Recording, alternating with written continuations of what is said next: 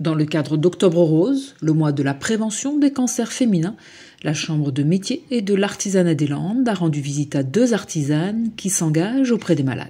Octobre Rose est là justement avec la Ligue du cancer, avec pas mal de choses. C'est très défendu, Octobre Rose, on en parle partout, il y a des courses, tout ça. Il y a des courses à pied, il y a pas mal de manifestations, mais il y a aussi des gens.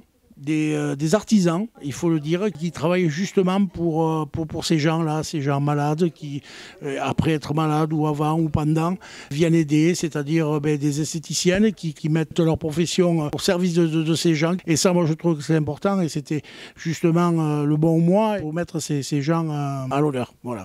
À Dax, les représentants de la CMA ont rencontré Julie Pourtalé, psychosocio-esthéticienne. C'est un métier qui me permet d'intervenir dans les maisons de retraite, hôpitaux, Ligue contre le cancer, enfin vraiment toutes les structures où il y a du public malade ou en difficulté.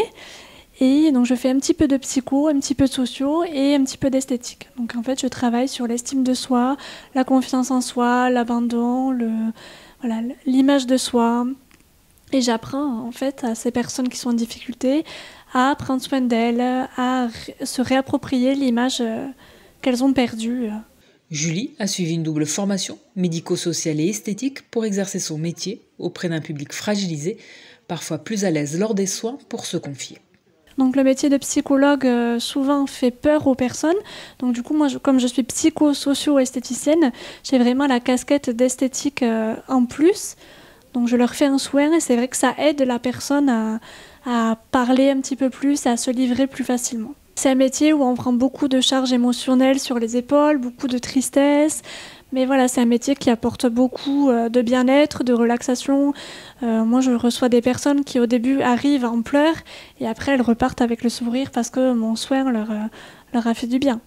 À l'instar de Julie Pourtalé, Déborah Latournerie s'engage également auprès des personnes malades au sein de son centre de soins installé à Saint-Vincent-de-Paul, dans le quartier de Buglose, où elle pratique la dermoesthétique.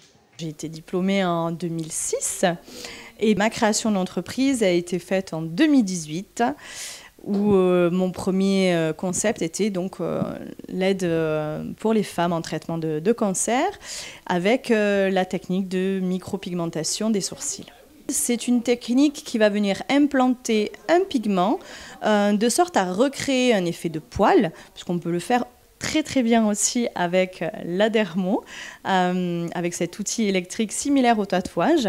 Voilà, donc on peut créer du poil à poil, on peut créer un effet un peu poudré comme si vous mettiez du crayon et on peut l'intensifier aussi avec un effet un petit peu plus soutenu. Déborah s'est également formée à une technique innovante pour les femmes ayant subi une mastectomie.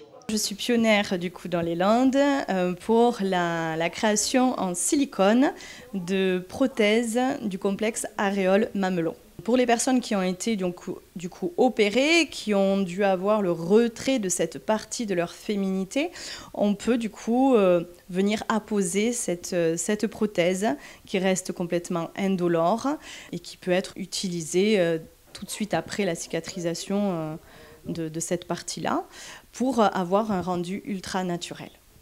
Psychosocio-esthéticienne ou dermo-esthéticienne, Julie et Déborah ont le même objectif, s'engager pour le bien-être des personnes malades ou fragiles.